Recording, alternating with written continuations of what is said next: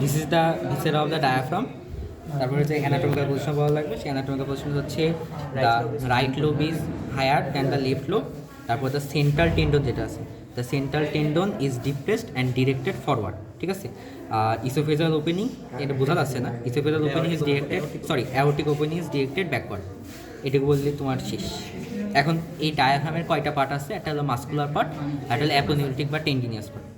টেন্ডিনিয়াস part যদি দেখাতে হয় তাহলে এই যে এটা হলো আমাদের সেন্ট্রাল টেন্ডন, আর এই দুটো হচ্ছে আমাদের মাস্কুলার পার্ট। ঠিক আছে, এর বেশি কিছু ধরে না, শুধু ওপেনিংগুলো ধরে।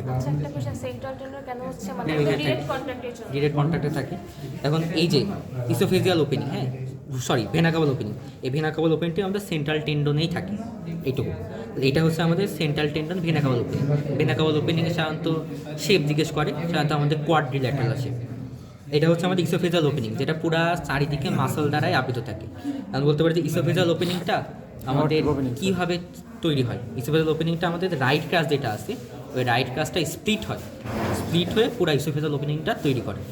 আর পিছন দিকে থাকবে আমাদের অ্যাওর্টিক ওপেনিং। এখন অ্যাওর্টিক ওপেনিংটা আমাদের অসিও অ্যাপোনিউরিটিক ওপেনিং সাধারণত। পিছনে হচ্ছে আমাদের ভার্টিবা থাকবে, সামনে হচ্ছে আমাদের ডায়াফ্রাম থাকবে, মিডিয়ান আর্কুয়েট ডায়াফ্রাম বলছি সব কিছু। এখন যে ভেনা কাভাল যে ওপেনিং আছে, হ্যাঁ এই ভেনা কাভাল ওপেনটি আমাদের কী কী পাস করবে এটা মুখস্থবিদ্যা বলতে হবে। যে ইনফিরিয়র ভেনা কাভা, আর একটা মেন বলাই লাগবে রাইট ফেনিক নার্ভ। যখন বলে দেবো যে রাইট ফেনিক নার্ভ আমার ভেনা কাভাল ওপেনিং দিয়ে যাবে, তখনই কোশ্চেন আসবে যে লেফট ফেনিক নার্ভ কোন দিক দিয়ে যাবে।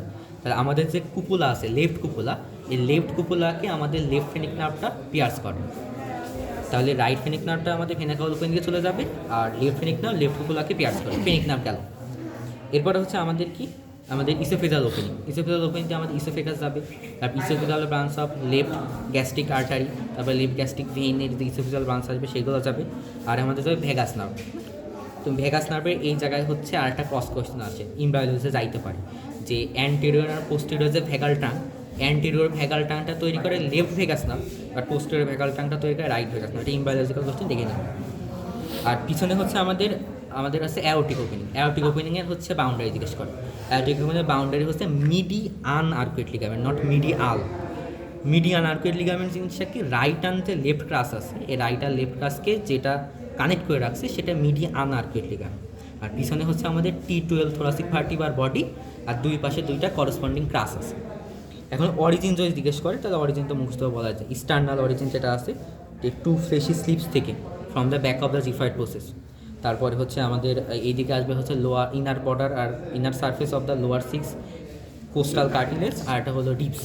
আর পিছনে আসবে ক্রাস। এখন এই ডায়াফ্রামের ক্রাসটা সব গেছে, দেখানো সম্ভব না।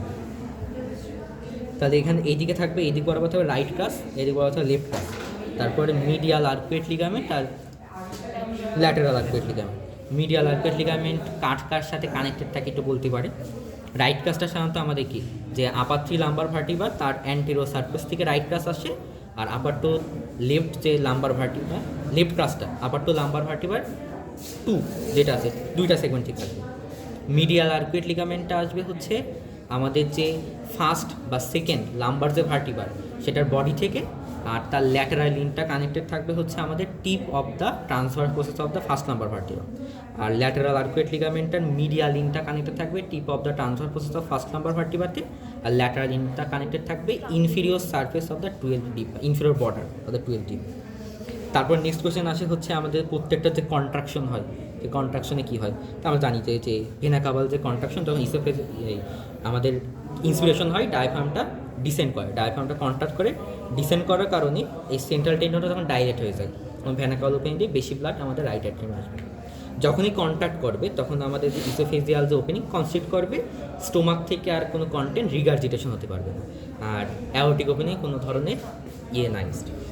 সেকেন্ড কোশ্চেন আছে যে এই ইসোফেজাল ওপেনিংকে বা কে তোমার হচ্ছে নার্ভ সাপ্লাই দেয়, এটা both right and phrenic nerve. তোমার জিজ্ঞেস করতে পারে কেন, কারণ হচ্ছে আমাদের যে রাইট ফেনিক নার্ভ আছে, right phrenic nerve right dome of the লিভারকে সাপ্লাই দেয় up to the right margin of oesophageal opening. Left phrenic nerve left dome of the liver up to the left oesophageal margin বা oesophageal opening margin. কিন্তু oesophageal opening পুরাটাই তৈরি হয়েছে আমাদের right crus দিয়ে, মানে রাইট মার্জিন লেফট মার্জিন দুটাই right ক্রাস তৈরি করছে। তার কারণে আমাদের যে রাইট ক্রাসটা আছে, সেই রাইট ক্রাসটা হচ্ছে আমাদের দুইটা ফেনিক নার্ভ দ্বারাই সাপ্লাই পাবে, বাট লেফট কাজটা শুধুমাত্র লেফট ফেনিক নার্ভটা সাপ্লাই হয়।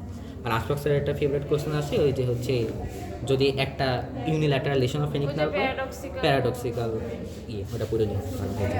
নাই আমাদের পড়ে আছে, তাও ওইটাই। ঠিক আছে।